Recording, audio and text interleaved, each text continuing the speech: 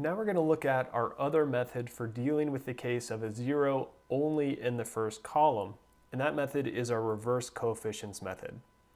So I'm going to start just by stating sort of a mathematical fact here. So a polynomial that has reciprocal roots of the original polynomial has the same root distribution. So let's consider our S-plane.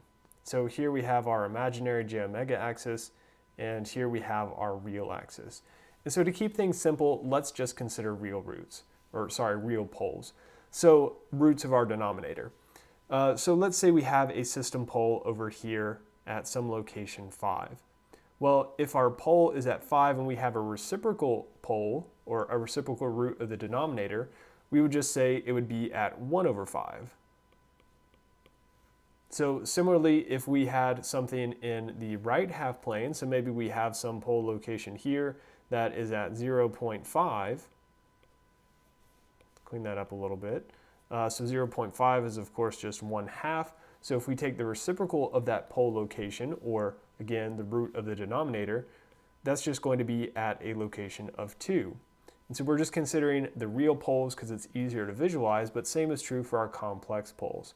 And so we can see that of course the pole position is changing, but our overall distribution is not. So for instance, if we started with 1 in the left half plane and we reciprocated, we still have 1 pole in the left half plane.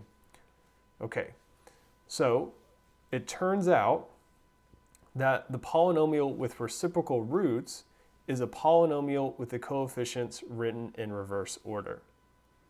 And so basically what that's saying is in order to go from this pole to this pole, all we would have to do is to reverse the order of the coefficients on our polynomial. And so you could do that pretty easily with sort of a simple pole in this case, so our s minus 5, or sorry, our s plus 5 for the pole at -5. If we switch the 5 and the 1, of course, that's when we get the 1/5.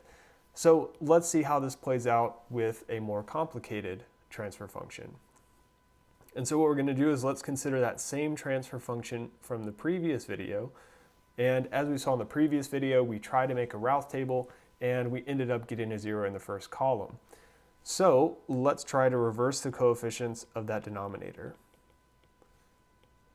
So reversing coefficients of our denominator. And so the resulting polynomial, I'm just going to arbitrarily call d of s. So we can call this whatever.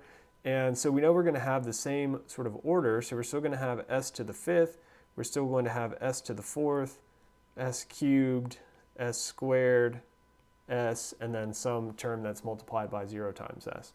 So now for our highest order term, we're going to get the lowest order term from here. So we're going to say this is 3 s to the 5th. And we're just going to work our way up. So now we have a plus 5. So really there's a plus with that 3. So now we have plus 5 s to the 4th. And our next term is the plus 6. So we're going to have plus 6 s cubed. Keep moving our way up, plus 3. So we have plus 3 s squared. It's acting up on me again today. So plus 3 s squared. Come on. You can do it. All right. Good enough. Okay, so we've got plus 3s squared, and then we have plus 2. So that's going to be plus 2s. And then finally, our last coefficient is this 1 here. So we're just going to have a plus 1. And so what we're going to do now is we're going to make a Routh table for this denominator coefficient, or this denominator polynomial d of s. So let's go ahead and sort of lay the framework. So we're going to have our s to the 5th, s to the 4th, s cubed, s squared, s to the 1st, and s to the 0. For our first row, we're going to start with our highest order term and then do every other term. So we're going to have 3, 6, 2. And so then we're going to come back and we're going to do, for the second row, we're going to count all of the terms that we skipped. So 5, 3, and 1. So 5, 3, and 1. And so I'm going to go ahead and just fill in the rest of the Routh table, but you guys can work through as practice and confirm that these values are correct. But for our third row, we're going to get 4.2, 1.4, and 0. For our fourth row, we have 1.3 repeating, 1 and 0. For our next row, we have negative 1.75, 0, 0. And then for the final row, we have 1, 0, 0. And so as we can see, we did not run into an issue of having a 0 in the first column. So now we just analyze this Routh table like we normally would. So we can see we have two sign changes. One from here to here, we go from positive to negative, and then we go from negative back to positive. So we have two sign changes, which means we have two poles in the right half plane. And just like we said previously, we know that this is a fifth order system, so it has 5 poles in total. So if 2 of them are in the right half plane, we can say therefore it's implied that we have 3 poles in the left half plane. And remember though, if we have any number of poles in the right half plane, then that means that our system is going to be unstable.